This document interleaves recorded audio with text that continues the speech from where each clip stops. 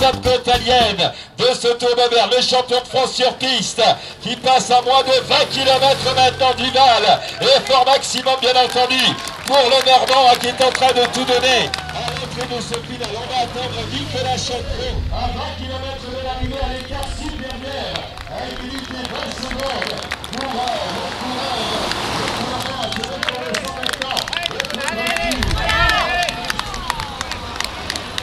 le demi-finale, voilà la porte qui pourrait être un fort intéressant si Restaurant devait être en difficulté dans la finale. Christophe Laporte avec Anthony Soares, le commentateur de l'avant-garde du peloton semble-t-il en train de revenir, ça y est, la bagarre maintenant est en train de se déclencher à l'arrière de retrouvant les coureurs de stade au passage sur la ligne avec également les hommes alors que nous avons Ménard qui vient attaquer. Voilà Jérôme Ménard, le deuxième du classement général qui vient de passer à l'offensive seconde de Voici Jérôme Ménard qui lance le sprint, le maillot jaune en deuxième position, un superbe mano à mano, toujours Jérôme Ménard, Ménard qui emmène Ménard bien placé, Ménard qui va s'imposer dans cette étape, Jérôme Ménard et Thomas Restaurant Ménard, deuxième Restaurant, victoire de prestige pour le coureur rouennais, alors que derrière nous allons retrouver les pelotons avec les hommes de Nantes et le maillot de meilleur grimpeur de Florent Icard. Voilà donc Jérôme Ménard qui s'impose cet après-midi. Et voilà, on va retrouver maintenant les coureurs normands. Il me semble bien reconnaître Julien Duval, regardez, qui va franchir la ligne, le coureur normand qui aura passé toute la journée à l'avant et qui a un maillot maculé de boue, ce qui veut dire sans doute que Julien a été victime d'une chute dans cette étape.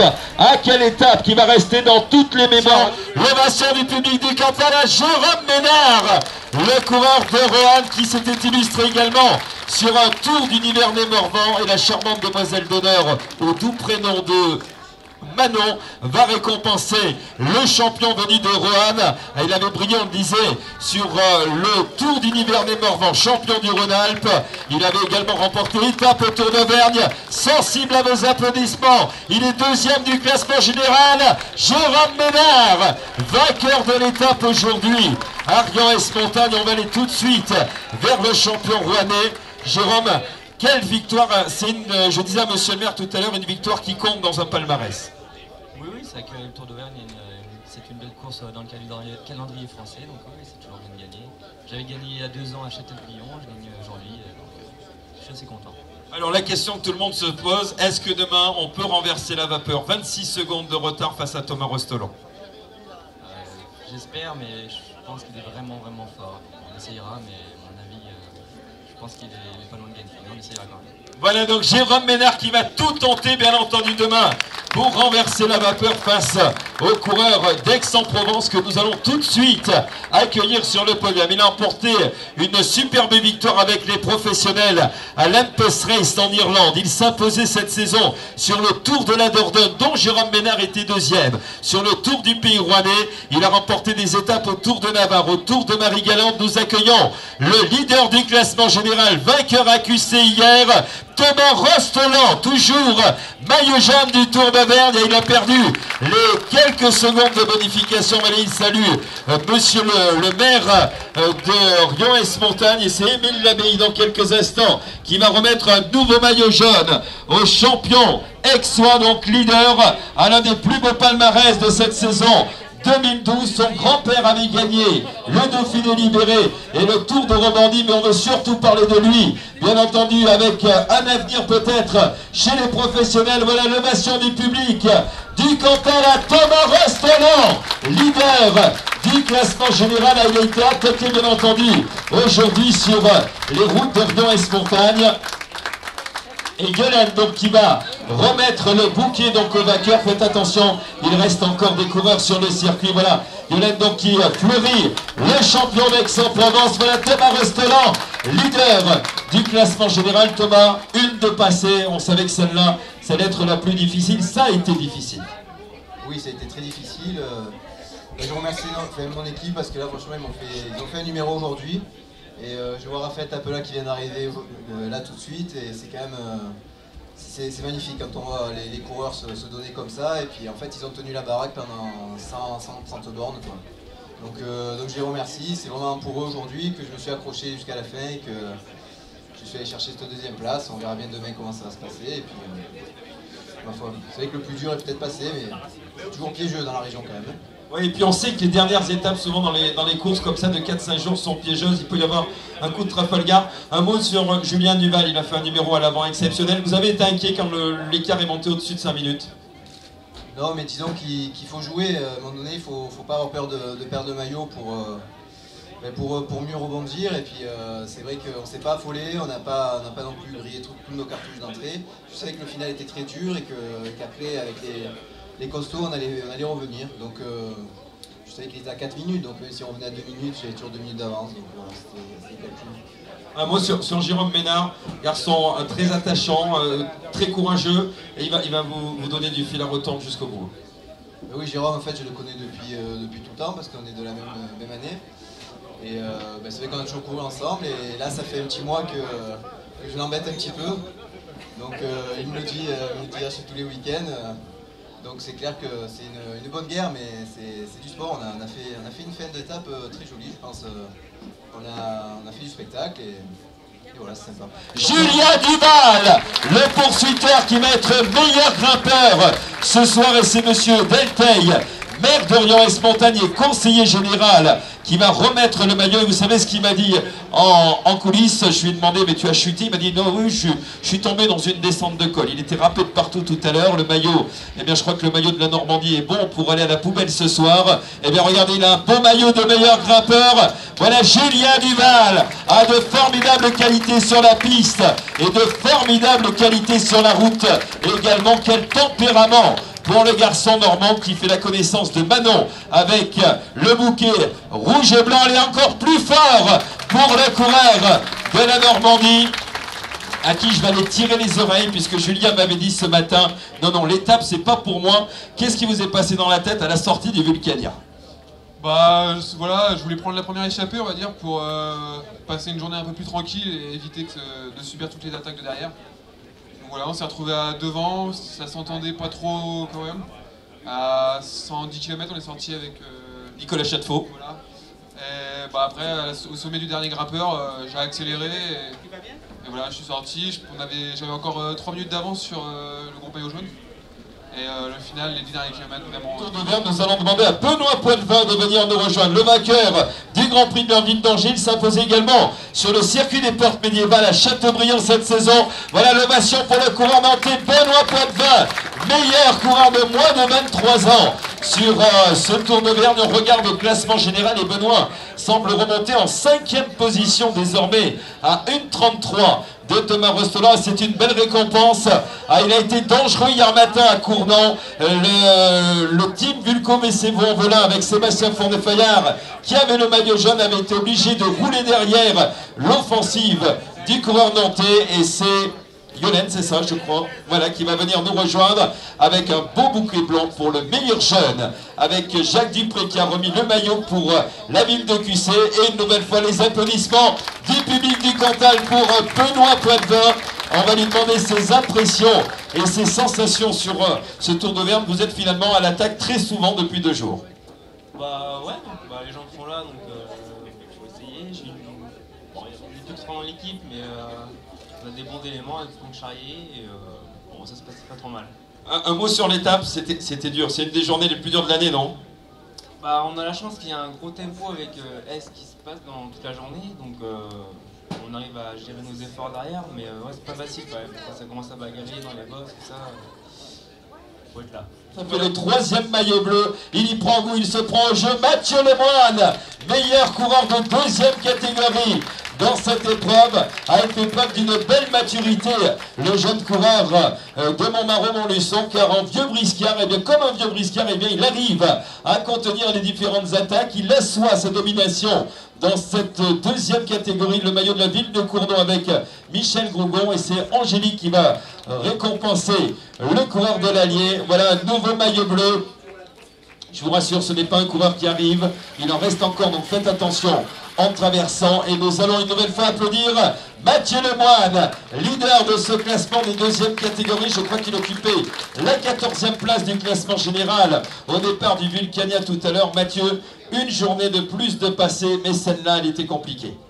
Oui, très compliqué. Une journée de plus avec le maillot, mais je me bats vraiment beaucoup. C'est dur. Allez, il en reste une, faut pas lâcher maintenant. Hein. Ouais, je vais tout faire pour continuer avant le maillot. J'ai de l'avance, donc il faut que je gère maintenant. Faut que j'essaye de tenir bien dans le peloton. Voilà. Un mot sur le comité régional d'Auvergne, cette sélection avec des vieux briscards, Mika Bérard, Fred Vernet, c'est des garçons que vous côtoyez durant le Tour d'Auvergne, mais tout au long de la saison. Ils vous conseillent, ils vous aident, ils essayent de vous replacer, ils sont pris au jeu aussi. Hein. Ouais, ils sont pris au jeu, et puis on se débrouille tous bien, alors du coup on s'entraide, et puis on est un bon collectif, et puis ça se passe bien. Voilà. Alors, la tradition veut que vous restiez à l'avant du podium. Les sockets, vous avez mis QC hier, c'est quoi aujourd'hui? Ah, d'accord. Très bien. Il est très méticuleux. Il avait les chaussettes de QC hier pour l'arrivée à QC. Je pensais qu'il avait les chaussettes de Rion-Montagne. Le maillot jaune, Thomas Rostelan qui nous rejoint. Le maillot vert, Christophe Laporte. Nous retrouvons Benoît Poitvin, meilleur jeune. Jérôme Ménard, le vainqueur de l'étape. Julien Duval, le meilleur grimpeur. Mathieu Lemoine, aux côtés donc des coureurs qui viennent de nous rejoindre. Les demoiselles d'honneur, on va demander à monsieur le maire également de passer à l'avant avec Pierre Pouillet, tous les officiels et toutes les mains se lèvent pour tous ces champions qui sont présents sur le podium du Tour d'Auvergne.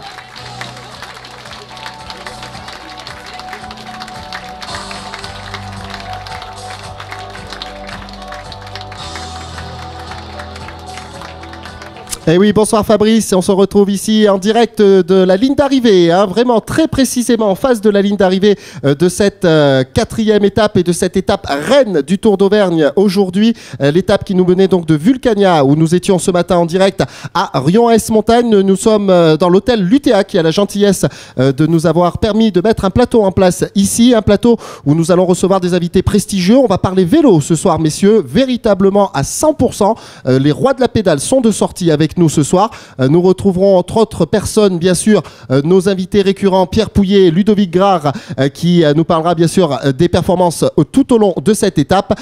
Deux invités qui me tenaient très à cœur pour parler vélo et en particulier vélo jeune et vélo auvergnat.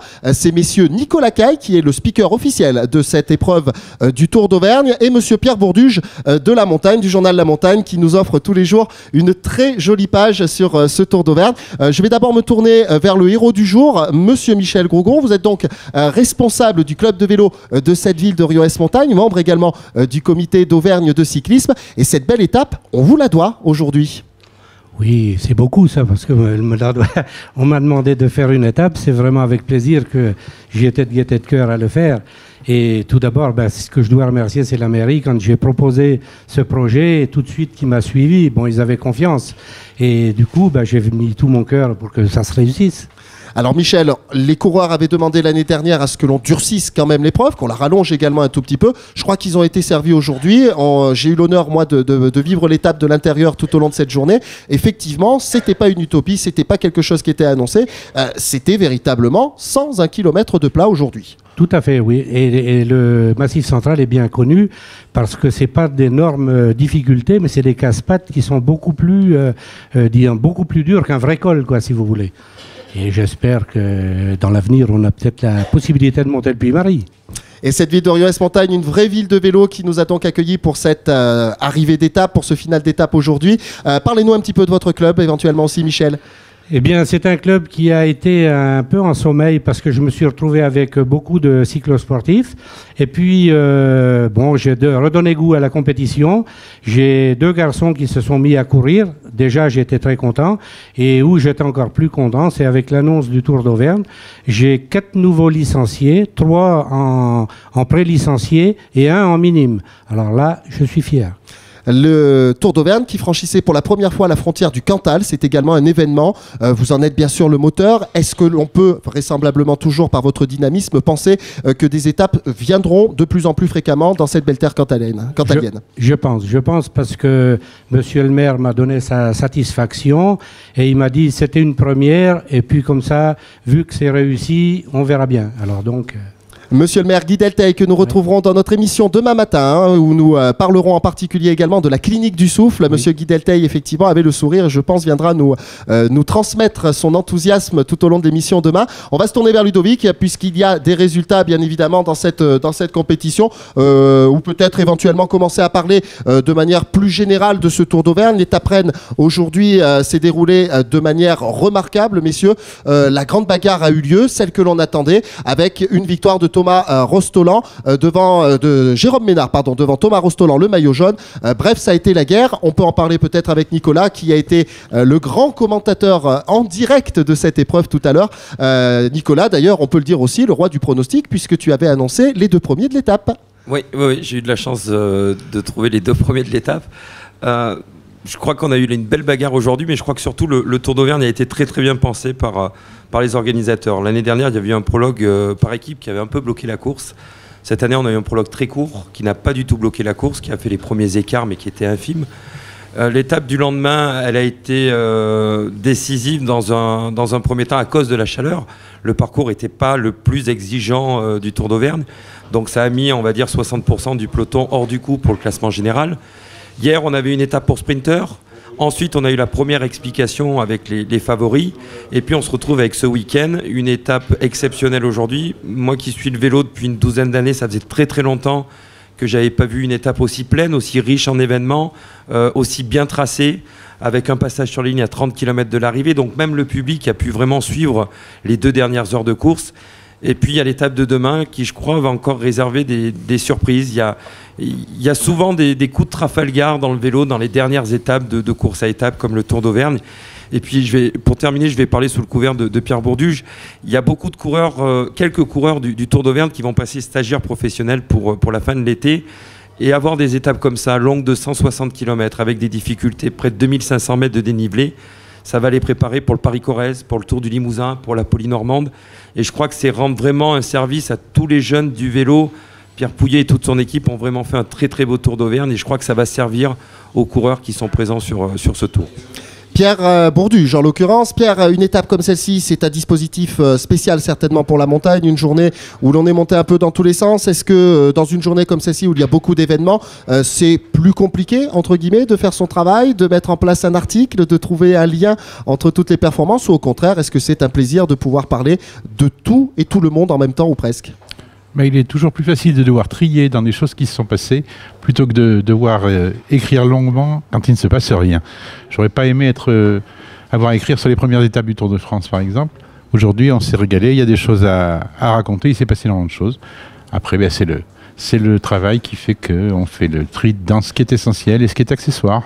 Je me tourne vers l'autre Pierre, Pierre Pouillet en l'occurrence. Pierre, effectivement, on peut le dire quand même, ce tracé du Tour d'Auvergne a été véritablement bien pensé pour que chaque jour, il se passe quelque chose sur cette épreuve.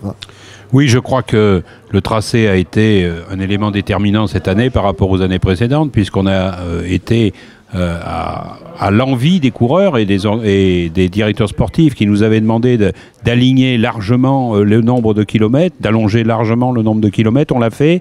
Aujourd'hui, j'ai écouté quelques remarques me disant que c'était trop dur. Mais c'était trop dur pour un certain nombre de catégories d'athlètes et je pense que pour les coureurs qui sont devant, ça n'était pas trop dur. Donc je crois que là, il y aura également une adaptation à voir quant à la qualité du plateau que nous présenterons dans la mesure où on veut mettre des étapes de 163 km avec, je dirais pas une journée de col, mais une journée de bagarre permanente, montée, descente, c'est du casse-pattes permanent. Au niveau des choses à adapter aussi, vous l'avez évoqué tout à l'heure sur le Carpodium, peut-être un prix de la combativité aussi, au vu de la performance aujourd'hui de Duval. Eh bien, la combativité, pourquoi pas l'année prochaine. Moi, ce que je vais dire aussi, et je l'ai dit ce matin et je crois que je le répète, c'est que ce qui fait aussi la bagarre dans les courses, c'est qu'il n'y a pas d'oreillettes. Et les oreillettes, c'est quelque chose qui nivelle la course. Les gens partent, après ils ont des ordres, tu avances, tu rentres, tu pars, tu scies. Là, c'est les coureurs qui font la course. Et la course leur appartient. Et les directeurs sportifs, bien sûr, donnent leurs consignes. Il y a une vraie technique de course. Mais le coureur, quand il y sent eh ben, ça fait la différence. Et l'exemple type aujourd'hui, ça a été Julien Duval qui pourtant est un pistard, plutôt pas un grimpeur, mais qui s'était promis assurément de manière personnelle de prendre tout de suite la première échappée et qui a mené vraiment une course absolument remarquable pendant pratiquement 150 des 160 km de cette étape. Certainement, effectivement, que les oreillettes ont une influence sur le vélo professionnel, mais c'est vrai que ça nous offre de très belles courses ici au niveau amateur. Ce niveau amateur, justement, on va y revenir un tout petit peu. Pierre, on a beaucoup vu les mêmes interlocuteurs tout au long de ces étapes aux avant-postes. Est-ce qu'on n'a pas eu ce sentiment peut-être d'avoir en quelque sorte une course à deux vitesses au cours de ce Cours d'Auvergne? C'est ce que je disais tout à l'heure et je pense qu'il faudra en débriefer tout ça et même avec des spécialistes comme Pierre Bourduche, des gens qui connaissent le vélo de manière parfaite, comme Nicolas, comme notre ami de Ludovic. Ludovic, cherchez son prénom, tu vois Ludo, j'ai oublié ton prénom. Et il va falloir débriefer parce que dans la mesure où on monte en puissance, il n'y a plus de place pour des gens qui ont des niveaux un peu moindres. Parce qu'après, ça étale la course, ça pose des problèmes de sécurité et puis ça enlève du piment à la course. Donc si on veut encore grimper un échelon, si on veut avoir des DN1, eh bien, il faudra y réfléchir. Ça passe par des étapes comme celle d'aujourd'hui. On va y revenir justement à cette étape avec Ludovic qui va donc nous donner quelques détails sur les performances du jour. Les grandes manœuvres avaient un petit peu commencé hier. Elles se sont véritablement confirmées aujourd'hui dans cette étape Rennes. Hein. Ah, tout à fait, Julien. C'est vrai que c'était une course à suspense avec une épreuve quand même relativement difficile avec plus de 2100 mètres de dénivelé. Comme on disait hier, c'était le Mont Ventoux de l'Auvergne, effectivement. Une course qui a été assez rapide dès le démarrage. Il y a eu énormément d'attaques et au kilomètre 15,4, on a 10 coureurs qui ont pris la poudre d'escampette. Et à partir de là, c'était, disons, l'échappée du jour. On croyait que ça allait revenir, mais non. Il y a Aix-en-Provence avec le leader, donc Thomas Rossolan, donc qui avait mis son équipe sur les avant-postes pour pouvoir contrôler cette échappée. On a vu à partir de 1 heure ou 1 heure et demie de course que le CR4C Rouen était juste derrière en train de contrôler la course aussi, avec Soares qui était échappé. Donc effectivement, à partir de là, la course s'est décantée. Dans cette échappée, elle était composée de coureurs quand même, comme le Team Pro Nicolas Roux, qui est donc de cette région, avec 2 coureurs, avec Nicolas Chatefaux et Florent Pereira. Donc c'était une belle course. Ensuite on a eu Julien Duval qui était présent et qui lui a fait voir de grandes capacités. D'ailleurs j'étais entre les voitures et certains me disaient il a 3 jambes. Donc le terme qu'on pourrait dire. Des fois on dit 3 poumons, lui c'était 3 jambes. Donc après à l'issue de ce kilométrage là, l'écart est monté à un maximum de 4,30. Donc peloton qui tenait les échappées tout doucement, à petit feu comme on dit. Et au kilomètre donc 92,3, là 2 hommes se sont échappés de ces 10 hommes. Il s'agit donc de Julien Duval et de Nicolas Chatefaux qui était sur ces terres, qui voulait démontrer et faire voir le maillot du Team Pro Nicolas Roux. Et malheureusement, dans la descente, après le premier grand col, Julien Duval a chuté lourdement, c'est le cas de le dire, et il s'est relevé. On était plutôt étonnés, il était arraché de tous les côtés. Il a repris le vélo, il est reparti. Nicolas Chatefaux l'a attendu gentiment comme bon copain, on va dire, pour pouvoir reprendre la route ensemble et essayer de tenir un écart maximum de 2,20, 2,30 sur les poursuivants et 5,40 sur l'échappée. Sur le peloton, tant pour moi. Un moment donc où Julien Duval se trouvait virtuel maillot jaune. Hein. Tout à fait. Il se trouvait virtuel maillot jaune et malheureusement, c'est comme ça, c'est les règles de la course. On avait le maillot jaune qui tenait relativement bien à la course et quand il a fallu mettre la machine en route, c'était le cas, il l'a fait. À 3 km du but, il a commencé à attaquer en revenant sur Julien Duval qui a été repris à 4 bornes de l'arrivée. Il a fait de multiples tentatives, c'est le cas de le dire, il en a fait plus d'une pour pouvoir sortir. Il a réussi, il a eu son ticket de sortie et un seul coureur a pu rentrer sur lui. Et c'est Jérôme Ménard du CR4C qui est rentré à 1 km, 1,5 km et ils ont fait le branle-ball combat pour pouvoir tenir les petites secondes qui pouvaient les ramener au podium de Rion-Espontagne. Une grosse bagarre entre le premier et le deuxième du classement général, un avant-goût de ce qui va nous attendre encore demain, puisque 26 secondes maintenant vont séparer les 2 hommes au général, Ludovic. Tout à fait, on croyait que les écarts allaient être énormes dans cette étape, et puis tout compte fait, quand on regarde le classement général, Pour certains, ils se sont pris énormément de temps, mais pour le classement général, ça n'a pas bougé beaucoup. Hein. Donc on a Ménard qui est à 26 secondes, Jérôme Ménard du CR4C, et Sébastien Fournet-Fayat qui est toujours à 49 secondes. Donc demain, ça peut encore se jouer, car il y aura, on en parlera après, quelques difficultés quand même. Un petit mot également sur les divers maillots distinctifs et un Julien Duval qui a quand même eu sa récompense aujourd'hui avec un joli maillot à pois. Hein. Alors les maillots, aujourd'hui le maillot jaune ne change pas d'épaule, hein. C'est toujours Thomas Rosland du VCX qui conserve ce maillot jaune, hein, pour 26 secondes, on vient de le dire. Et ensuite le maillot vert, on revient toujours à Christophe Laporte, hein, de Aix-en-Provence aussi, hein. Donc Aix, je crois qu'ils sont bien partis pour arriver à Châtel-Guyon avec quelques maillots et peut-être largement le classement par équipe. Ensuite, le maillot de meilleur jeune, ça revient donc à Benoît Poitvin, donc de l'UC Nantes Atlantique. Et ensuite, le maillot à pois, ça vient toujours à Julien Duval qui a fait une super épreuve aujourd'hui en ayant franchi donc les fameux cols en tête et qui coûtait beaucoup de points pour avoir ce maillot, qui fait partie du comité régional cyclisme de Normandie. Des performances remarquables pour cette journée, messieurs. Je me tourne vers l'ensemble de notre tablé pour parler un petit peu de vélo en général cette fois-ci, toujours par le prisme bien sûr de notre Tour d'Auvergne. L'ensemble de ces coureurs qui nous offrent quand même un spectacle remarquable, qui nous offrent des moyennes très intéressantes, dignes de professionnels. Est-ce que c'est dans ce vivier-là qu'on va trouver l'avenir du peloton français à plus ou moins court terme? Je me tourne par exemple vers Nicolas peut-être dans un premier temps ou vers Pierre Pouillet, vous qui connaissez parfaitement bien le cyclisme de ce niveau. Le meilleur exemple, on l'a en Auvergne, Pierre va le confirmer, c'est Romain Bardet qui était amateur l'année dernière et qui, je pense, a réussi son entrée chez les professionnels.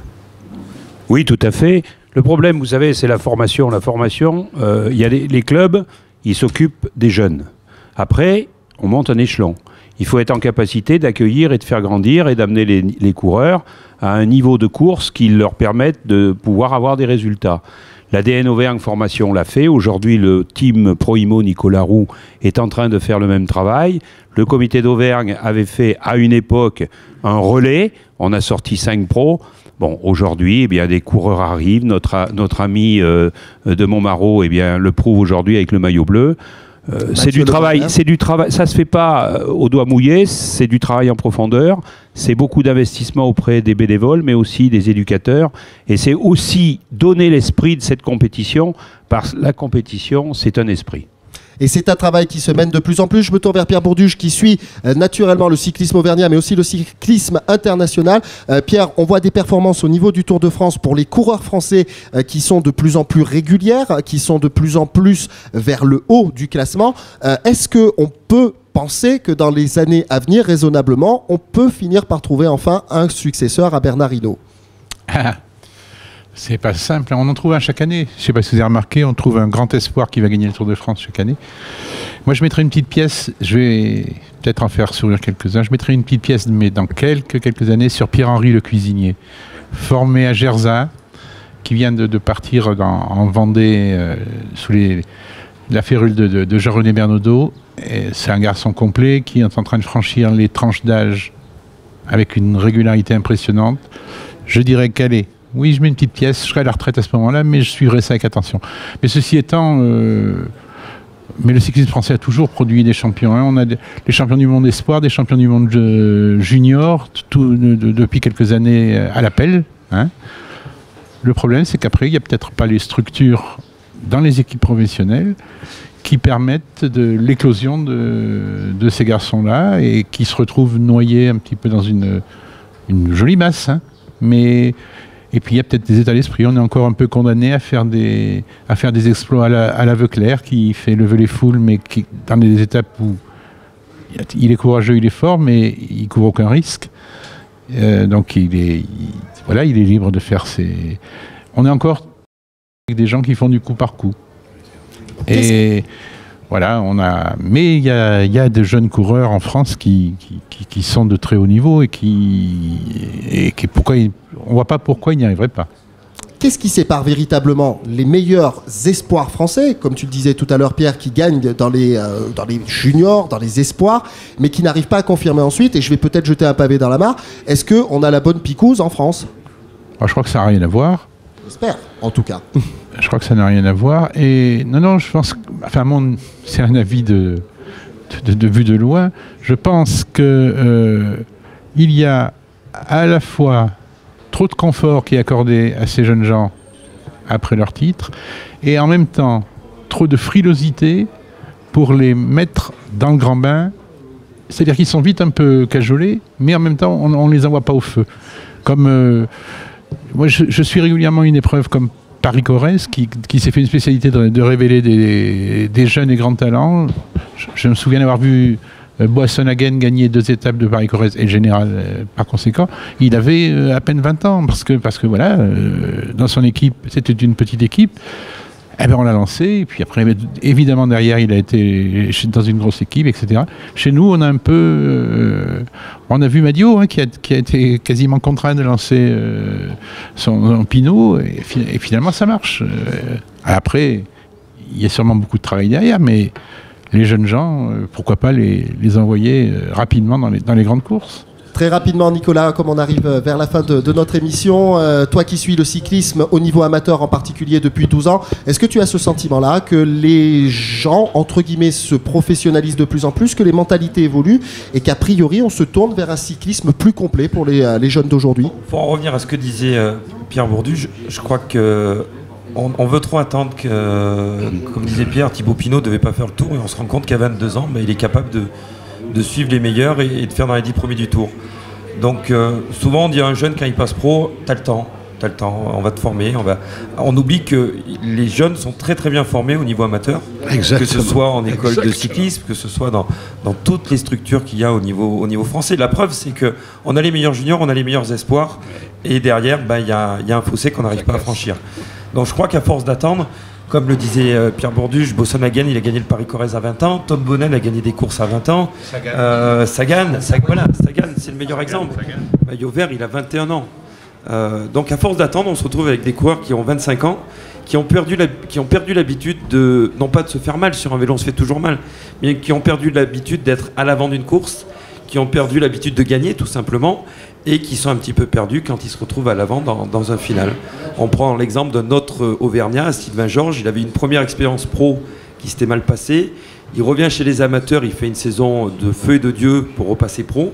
Et là, il sait comment on gagne. Et l'année suivante, il gagne dès sa première année où il redevient professionnel. Et il gagne encore cette année dans une équipe Pro Tour. Donc, c'est pas la formation qui a à remettre en cause au niveau français. Pour moi, c'est la meilleure du monde. On a les meilleurs juniors, on a les meilleurs espoirs. Aux équipes professionnelles d'en faire les meilleurs du monde tout court. Merci Nicolas, et merci à l'ensemble de nos invités pour ces discussions extrêmement passionnées. On est un tout petit peu en retard pour rendre l'antenne, on va aller très vite pour présenter l'étape de demain en donnant l'essentiel des informations, c'est-à-dire que ce sera une étape donc de 160 km qui nous emmènera de Rion-Est-Montagne à Châtel-Guyon, Ludovic. Tout à fait, donc ça va être une épreuve longue donc, de 163 km demain, avec un départ de Rion-Est-Montagne pour arriver donc à Châtel-Guyon, ville de départ de ce Tour d'Auvergne pour ceux contre la montre. 4 sprints seront d'actualité pour demain, donc avec le haut col avant Boudif, donc un col de première catégorie pour le Prix des Monts. Ensuite, au kilomètre 92, on aura à Hermans donc pour les sprints de bonification pour le maillot vert. Au kilomètre 119 à Coutel, on aura un autre sprint de bonification. Et pour finir, ce Tour d'Auvergne au kilomètre 134, les Ancis, une petite cote de 3e catégorie à gravir pour... on va dire finaliser ce maillot à poids, et ensuite une arrivée à Châtel-Guyon.